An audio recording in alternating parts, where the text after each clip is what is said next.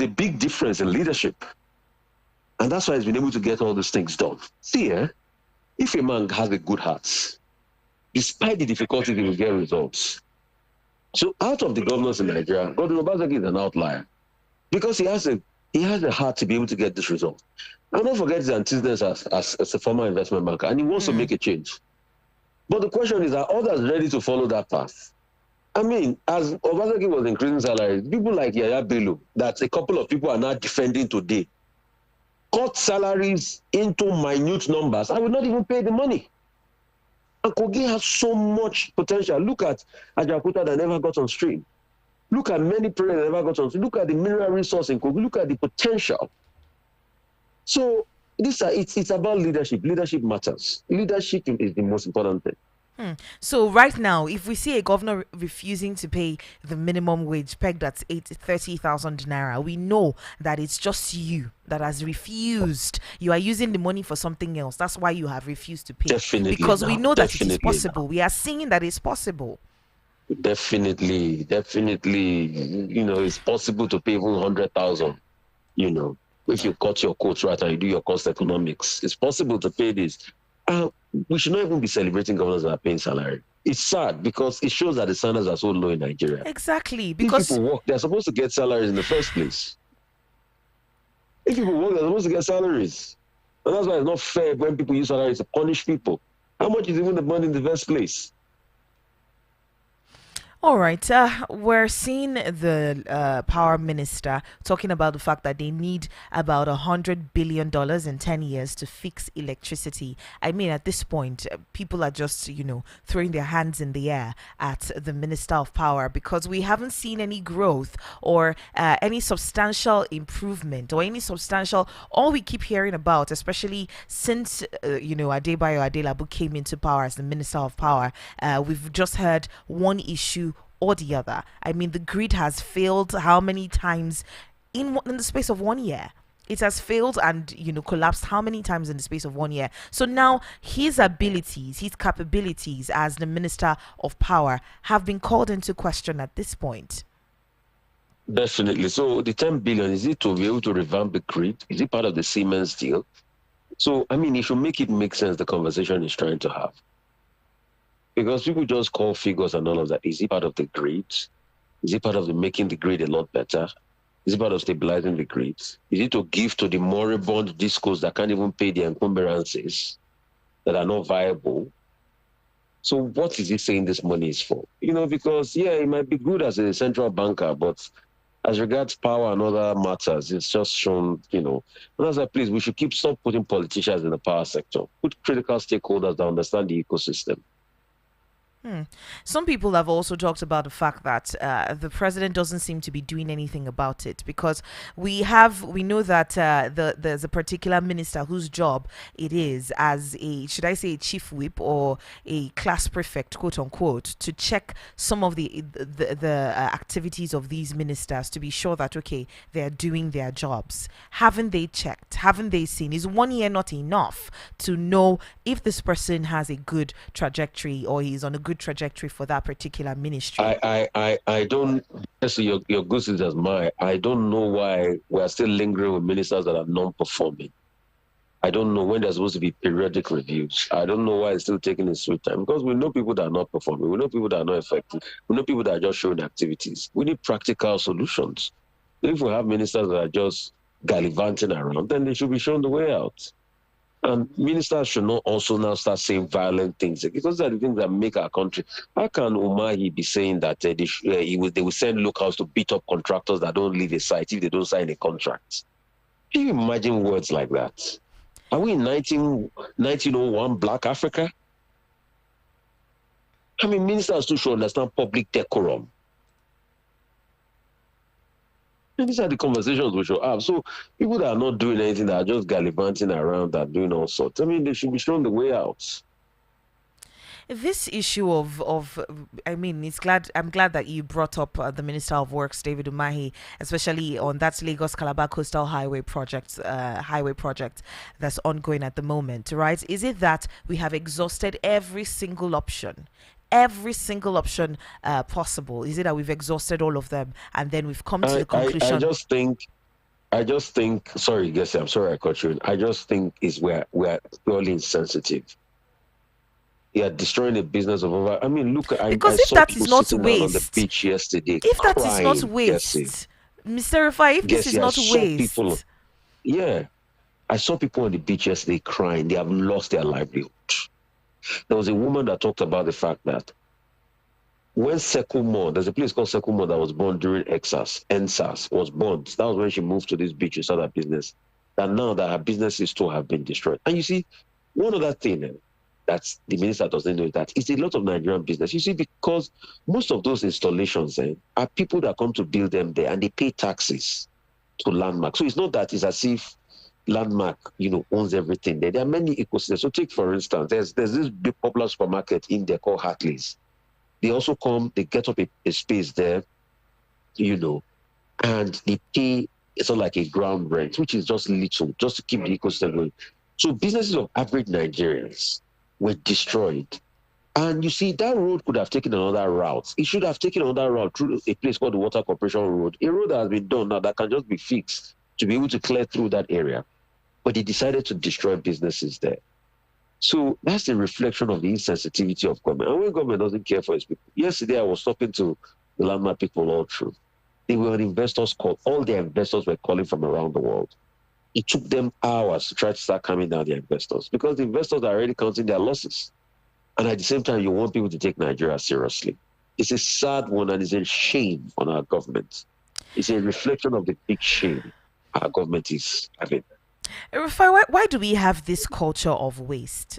Every single time We have this culture of way because we are not builders, guessing. Because we put people in government that don't even know anything about business, that don't even know about company development and national development. Ask Minister Umahi that if I carry a tractor into the airport he newly built that is wasting away in a boy that we are not even using because he wants to show up, and I use a tractor to bulldoze down that airport, how will he feel? So because it's never their business, it's just that they are carrying government, activity out, then they can just go and destroy the livelihoods of people and cause heartbreak. Do you know how many people that will suffer heart attack yesterday? Just like the problems we were having with fuel queues and everything. Now the truth is not emerging that actually NPC does not even, I'm not sure they have the fuel because they're just importing about 240 million liters of therapy. But I don't know. And I saw in the papers this morning. And they've been saying, no, we have this, we have that, we have all of that. So, and they've been lying on logistic problems all this while. And look at it, today, children are they're going to start WAEC. What state of mind are they going to be? About 1.8 million candidates from 22,000 schools will be sitting for West African examination, which is set to commence today, April 30 till June. So WAEC is starting today, so what are they going to do? So these are the problems. So when you don't have people that have a good heart for the people, I mean, you could have created concessions. There's a lot that could have been done. But when we don't do it, we just suffer the people unnecessarily. Mr. And that's why you Rufai, see this country hardly grows. is there an amount of compensation? Is there a figure that can actually compensate the people? Never. There's no compensation now. See, because what brings foot traffic to the hotels and everything around there is the beach itself, the beach vibes. People come from other parts of the world, Croatia and everything, to come to the beach. So that's what brings foot traffic. And when you've taken that away, you've taken livelihood away. Normally, yes, Landmark Center is an event center, but how many traffic used to come? It was only days of event. What is really is the big foot traffic to that place now is the beach that people want to be on. And now you've taken that away. You've taken the livelihood away. You've taken everything away. So, I mean, people should go and check my my Twitter to see a complete picture of demolition, an area view, livelihoods demolished, courts, basketball court, recreational centers on the beach. Just thrown away. Gone. It's like you just gathered the currency together and put a match, set it on fire. That's what we did. It doesn't make a lot of sense. When you arrest a criminal, instead of you to repurpose that building, you burn it down. When you do different things, I mean, we saw what happened during the handover between governors last year after May 29th. We saw the different buildings that were being destroyed because of what? Political feud. It does not make a lot of sense at this point in time. But anyway, let's They move have on to to. another story because we will now begin to sound like a broken record. Well, Nigeria is It's good we said it. Nigeria is appealing to the U.S. for repatriation of more stolen wealth. The federal government yesterday appealed to the U.S. to repatriate more illicit funds transferred from Nigeria through its banking system. The Minister of Foreign Affairs, Yusuf Tuga, made the appeal in his remarks at the sixth session of the Nigeria-U.S. Binational Commission in Abuja. I mean, we're talking about how much Nigeria's government's commitment to utilize the funds for collective benefit for its citizens, even though we've had some funds coming to Nigeria and somehow we just go mum on what they were used for. So we have cases of relooting the loot, but I think the last approach now that they've been doing is to tie it around projects, and I think that has worked. I think some of the second Niger print was also part of those monies that came in, Mm. you know. So, but at least all of these monies in other parts of the world should be turned back to Nigeria. But the question is, what are we going to use them for this time around? So I think we should tie them around projects. Hopefully not around the coastal road that we've already spent a trillion for just 47 kilometers when we are asking what's the rush. All right. All right.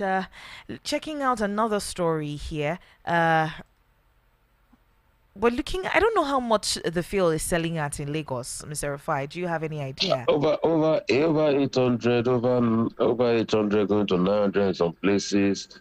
That's what we hear, Mm. you know. Maybe because it's Lagos, maybe because the ships will berth in Lagos and all of that, so the transportation cost is not included. But for here in Abuja, How much is you it selling in you, Abuja? you have at least I've seen 1,500. I've seen some people Wow. buying at 2,000 per liter. I've seen 1,000 per liter. I mean, at this point in time, you begin to wonder what exactly is the future of in Nigeria, of Nigeria as a whole. I mean, will we ever have a situation where NNPC will be transparent? Is it possible? Never. I don't think they'll be transparent until you to dismantle and you change up the structure. I don't think they'll ever be transparent. Is there is They like to call NFPs and say they want to model it around Saudi Aramco, but they don't have the due diligence to model it around Saudi Aramco. That's the sad reality.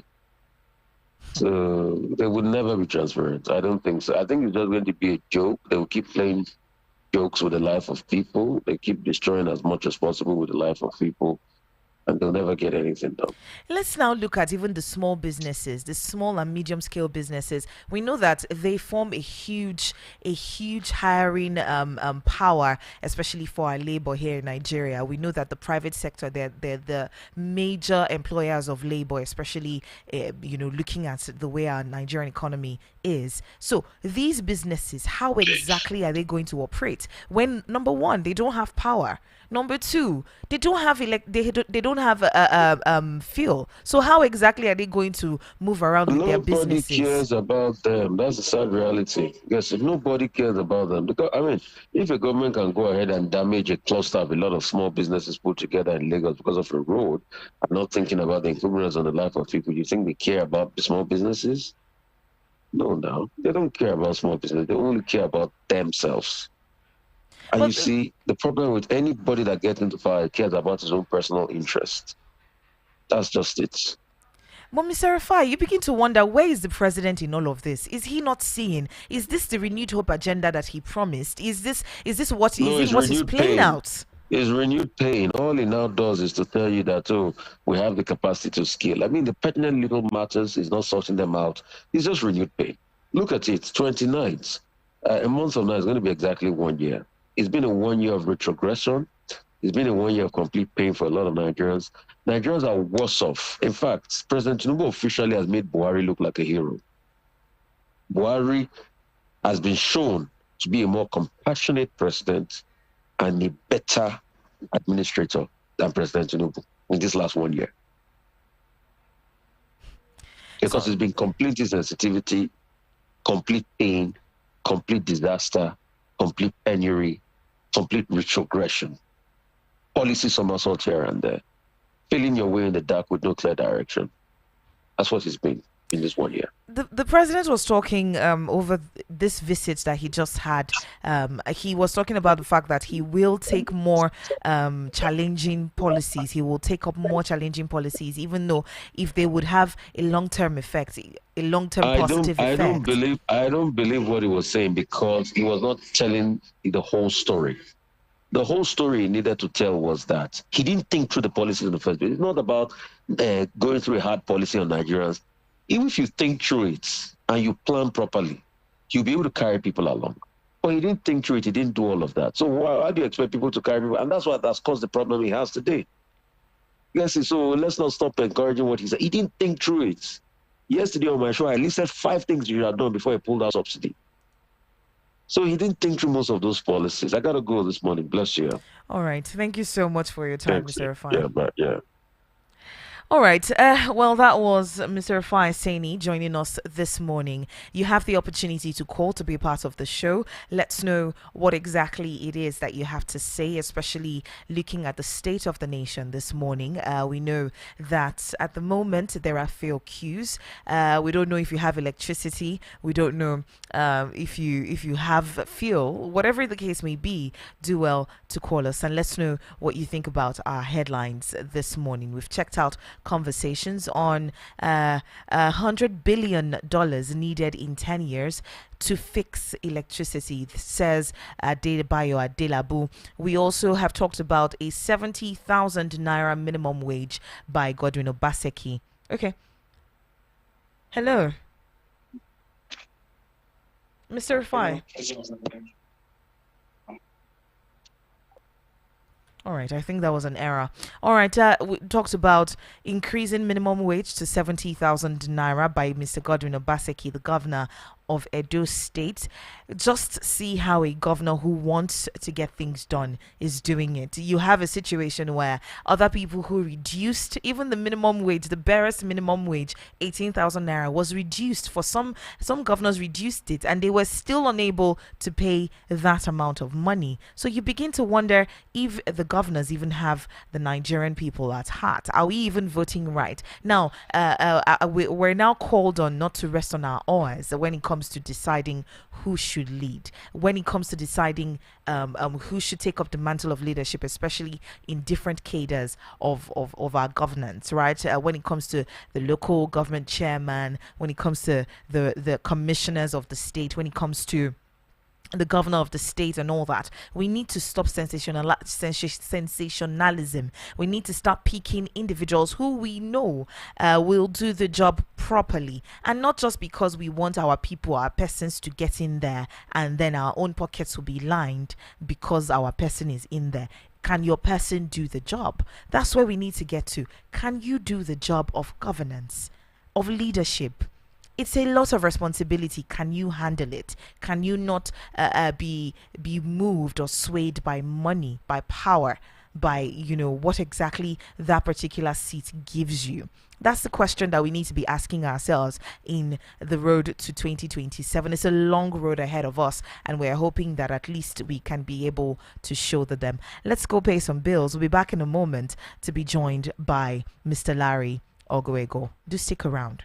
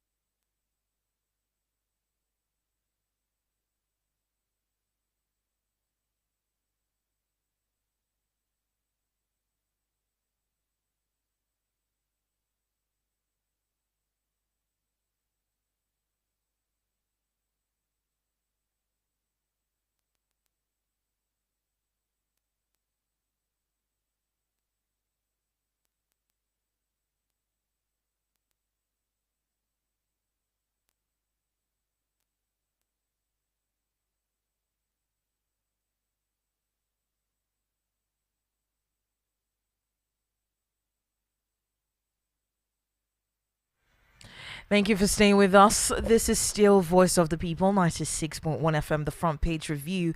And at the moment, we're joined by Mr. Larry. Good morning to you and welcome to the show. Good morning, Bessie. And how are you doing today? I'm as fine as I can get with all the cues that With we're all the fuel seeing. scarcity and Exactly. buying fuel for 1,500 naira, 2,000 and all that. Yeah, I'm as good as I can be. this too will pass. I mean, we should be used to this by now in Nigeria, but then we shouldn't really get too complacent about these things. We shouldn't get used to suffering, but we'll have to learn to survive and then push for a better Nigeria. I mean, it's sad that every time we keep hearing the same story for a country that's the biggest oil producer in Africa. It's really shameful, and I wonder when we're going to get this right. I'm really getting tired of talking about NNPC, fuel scarcity, and all sorts of things, especially this fuel thing. It's embarrassing to us as a nation, considering that by now we should selling refined products officially to other nations in Africa.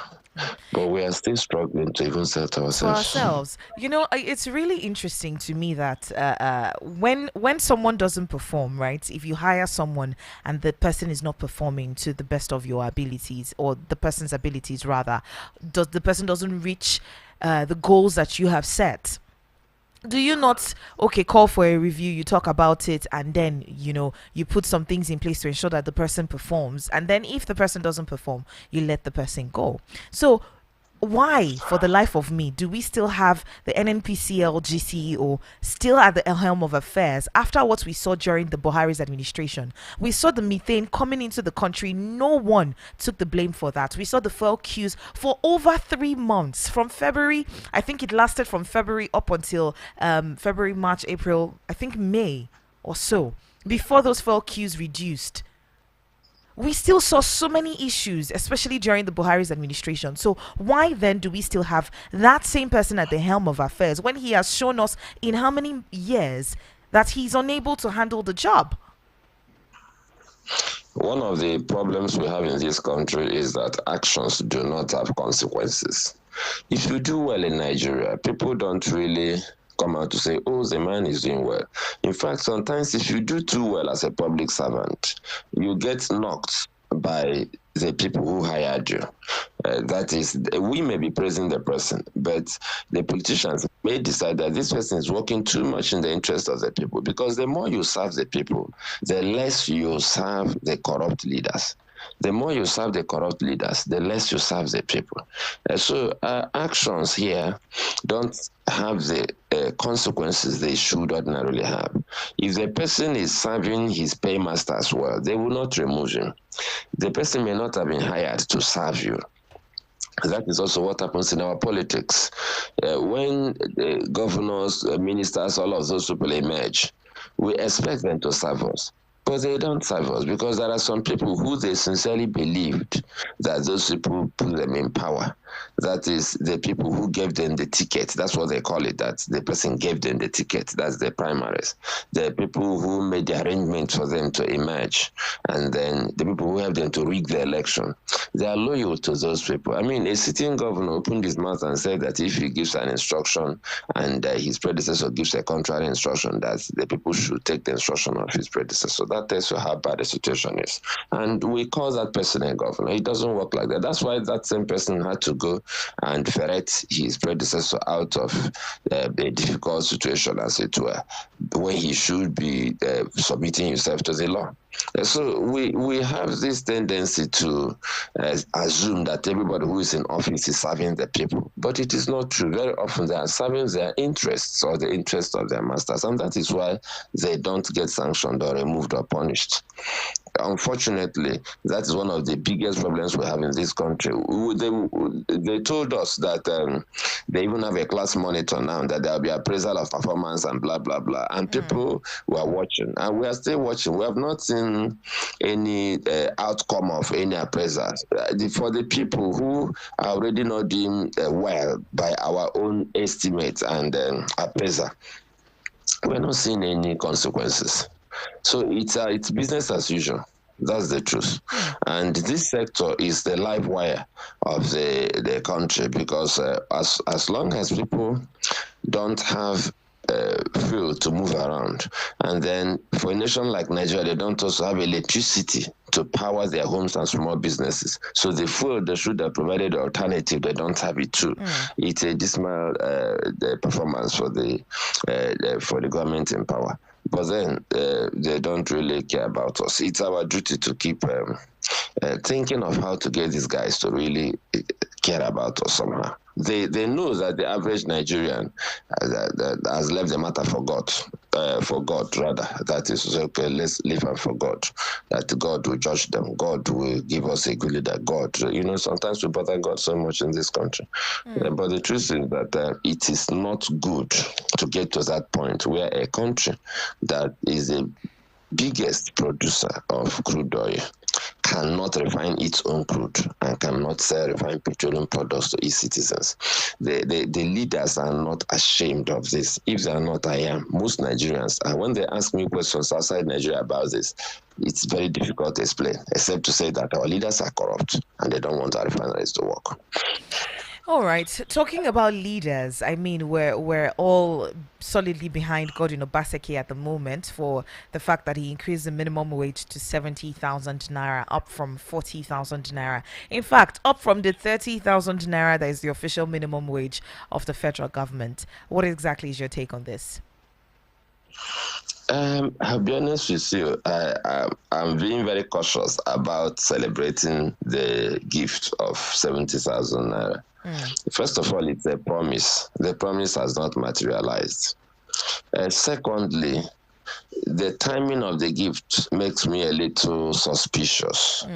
It's good that he's thinking about labor. It's good that he built a secretariat for labor. It's good that he announced the increment in minimum wage. But I ask myself questions like, do these governors have plans when they come into office? He's rounding up his second tenure, that is 8 years in office. How come in the whole of the 8 years, he wasn't thinking of giving labor this wonderful gift of the proper housing and accommodation for labor in Edo State, and then fantastic payments and emoluments and all of those things. And like I've always said, for labor, it shouldn't just be about money. But one of the things I'm worried about is this issue of governors doing certain things that will increase the cost of governance when they are leaving office. While I may say, oh, good idea, workers deserve better, it has not been implemented. I think I will start. I said it's from May 1st. Okay, I'm waiting for May. So by the end of May, we'll still be here now. We'll check what the workers are saying. Are they getting 70,000? But even if they are, how long does Obaseki have to be in office to implement this? Is a very critical question. So you may just do that and then pay it for 2 months or 3 months or 4 months and walk away. It has happened in other places. There are governors who hire staff just before they leave office. There are governors who conduct local government elections. In Anambra State, there was no local government elections for more than 7 years, and it was conducted just about when Tinubu was about to leave office. I don't like that kind of leadership when it comes to taking responsibility for doing things well. If you know that this is important, do it. That's at the right time. You don't wait. If you want to treat workers well, treat them well across the board. Don't just give them money. They're not Judas. Create a program for the well-being of workers, professional career progression, training, have opportunities for them to advance their careers, have better hospitals, better schools, and just make life good for them beyond this cash thing. And if you are giving them cash, don't give them cash towards the Till end of your administration. administration. Then you walk away. Then somebody else may actually come in and say, oh, this money is not sustainable. I can't cope with it. So I think we need to be careful about applauding some of these decisions. I would rather adopt a wait and see attitude. Let May come and go, and then let us also ask questions. Is this part of the campaign strategy to make sure that his man wins? These are questions we should ask. We should have our eyes open. We are in perilous times in Nigeria. We So need to ask, when you are given a gift by a politician in Nigeria, you ask yourself, what is the intention? What is the purpose of this gift? Is this gift going to be sustainable? We're in election period now, and then everybody wants his candidate to win. And Mr. this may Larry, all be part of the ploy. So I think we need to be cautious. Let's see how he manages the 70,000 moving forward. And also, let's look at the whole firmament and say, can Edo State sustain 70,000 comfortably? isn't it Do possible? other things? Isn't it possible? Because we saw him pay 40,000 naira. There's been no complaints whatsoever on salaries being withheld or salaries not being paid fully, or benefits of workers not being given to them. We haven't heard any reports from the people of Edo State. I mean, looking at his past antecedent of increasing it from the 30,000 naira, which is the official minimum wage, to 40,000 naira at the time, and he was paying it consistently. Shouldn't that be the goodwill that we have Well, in part of the question my friend asked yesterday, my very good friend asked yesterday, is what is the purpose of rushing to pay 70,000 when the country is negotiating a new minimum wage? As when the new minimum wage is 90,000, what do? You change again. So it begins to make you wonder, what's the hurry? It's not a bad idea. Some people are doing cash transfer. So why don't you say, okay, I'm doing conditional cash transfer or just cash transfer? I'm doing extra XYZ until the new minimum wage is announced. But I don't think there's anything wrong with paying workers more. I'm just wondering, what is the motive? We need to look at motive in everything we do, especially the way Nigeria works. I don't want someone to just, make a choice. Like this is election year for them, then I will make a choice on the basis of, oh, this is nice, I'm getting 70,000. So I want a governor that will not reverse the 70,000. So if you want the 70,000 to stay, vote PDP. I will go vote that person. And then, after the election, 70,000 may still not stay. So you were talking about the quality of persons we put in government. We need to look beyond enticements and inducements and even isolated actions. We need to look at the candidate. We shouldn't be looking at Obaseki. We should look at the people who are running. I'm saying that we need to be sure what the motive is. We may never be sure, but we need to calculate a lot of things, considering the time and seasons we're in, considering that there's a gang up of opposition against him, considering so many things. So I'm not usually too quick to make decisions about this and say, oh, he has good intentions. Somebody may offer you what we call a Greek gift. It may look very good, but there are underlying motives, and you have to look at the motive very well before you collect that gift.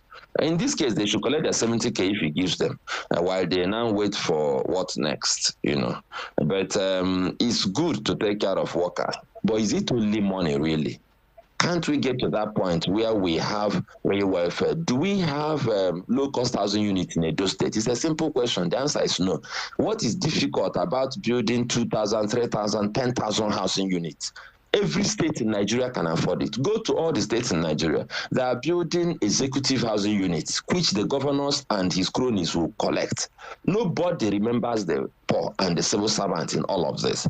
How many times have we built it? Meanwhile, the civil servants contribute to the National Housing Fund. Can't governors facilitate development of estates so that as you are retiring, that is because you are moving into a house, you use your rent money to keep up your payment. By the time you retire into your own house. These things will reduce the tendency to be corrupt by civil servants, because they know they have a house. They know their kids can go to school. When you have good schools that work, then you're always talking about money. We are not thinking about the fact that no matter how much money you get, you use the money to provide goods and services for yourself. And it may not be enough if these things are not cushioned. So if you really want your workers to be happy, you should look in the direction of education, housing, health for civil servants, good public institutions, and then we now look at the money. They should have cooperatives. They used to have them in some states before. Cooperatives that can purchase food items in bulk and Yes. then workers can get them at good prices. These things are doable. But because they don't invest their thoughts in these ideas to make them work, because they don't really care. They don't buy food now, they don't buy fuel. They have houses already.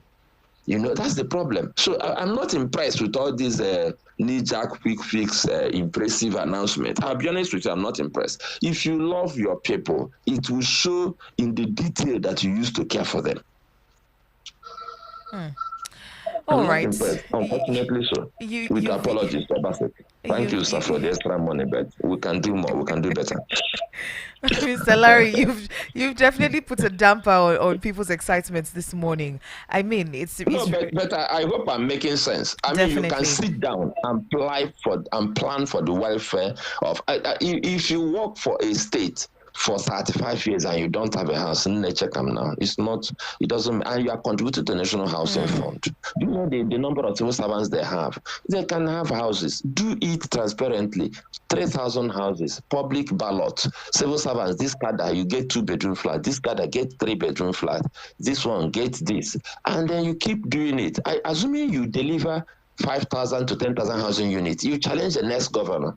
And then you build new cities on the outskirts of Bini, outskirts of other towns in Edo State. Before you know what is happening, it becomes a culture. You stimulate people in Delta will also start saying, no, we can't be outdone. Other states will wake up. We have not seen these things. They don't care about these workers. Throwing money at them is not good enough. With all due respect, we need to do better. And we can do better.